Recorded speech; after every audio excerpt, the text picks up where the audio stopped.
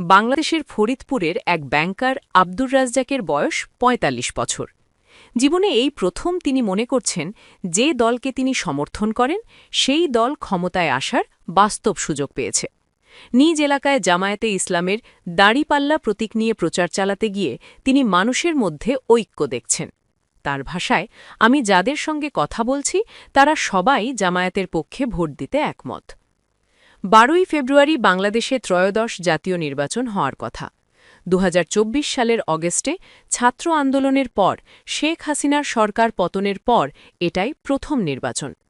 ড. মুহাম্মদ ইউনূসের নেতৃত্বে অন্তর্বর্তী সরকার গঠনের পর আওয়ামী লীগকে নিষিদ্ধ করা হয়। এর ফলে নির্বাচন এখন দুই শিবিরে ভাগ হয়ে গেছে।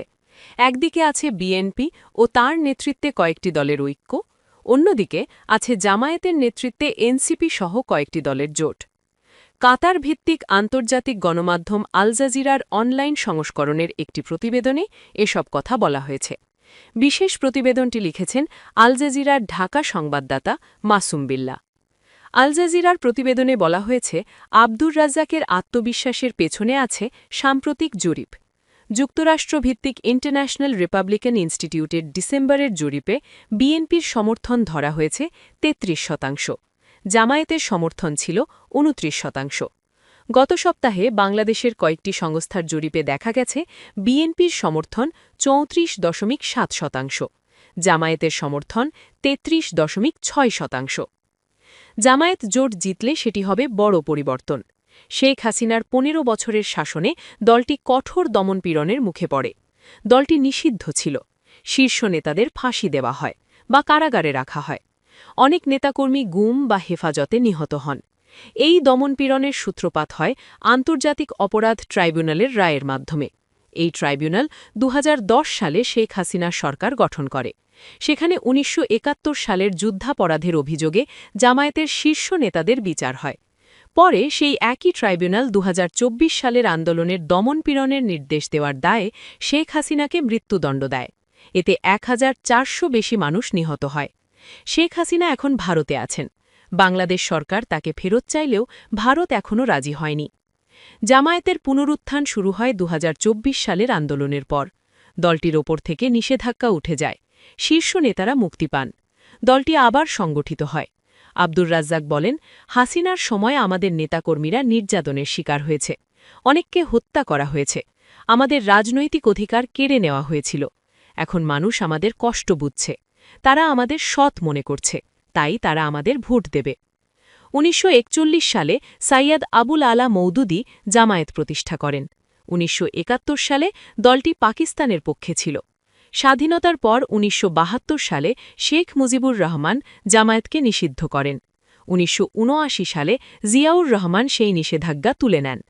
পরবর্তীতে বিএনপির সঙ্গে জোট করে জামায়াত ২০০১ সালে সরকারেও ছিল। ২০০৯ সালে শেখ হাসিনা ক্ষমতায় ফেরার পর আবার জামায়াতের দুর্দিন শুরু হয়। যুদ্ধাপরাধের মামলায় দলটির শীর্ষ নেতাদের ফাঁসি দেওয়া হয়।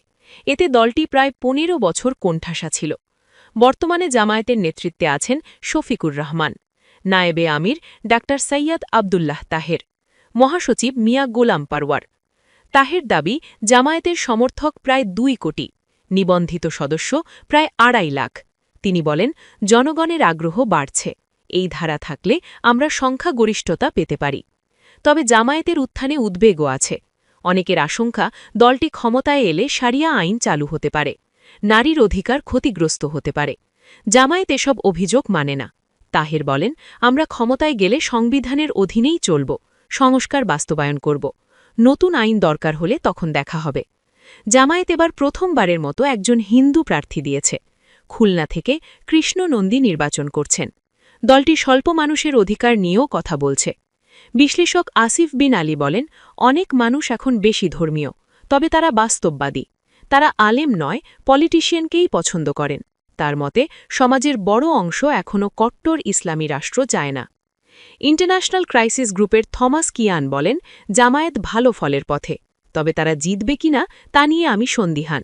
দলটি কখনও ২০টির বেশি আসন পায়নি। এই নির্বাচন শুধু ক্ষমতার লড়াই নয়, এটি ভারতের সঙ্গে সম্পর্কেরও পরীক্ষা। কিয়ান বলেন, জামায়াত ক্ষমতায় এলে ভারতের সঙ্গে সম্পর্ক কঠিন হবে। একই সঙ্গে পাকিস্তানের সঙ্গে সম্পর্ক বাড়ানোর উদ্বেগও চোখে পড়ছে। এসওএএস ইউনিভার্সিটির অধ্যাপক খান বলেন, এই নির্বাচন ইসলাম বনাম ধর্মনিরপেক্ষতা নয়, এটি সংস্কার বনাম পুরনো ব্যবস্থার লড়াই।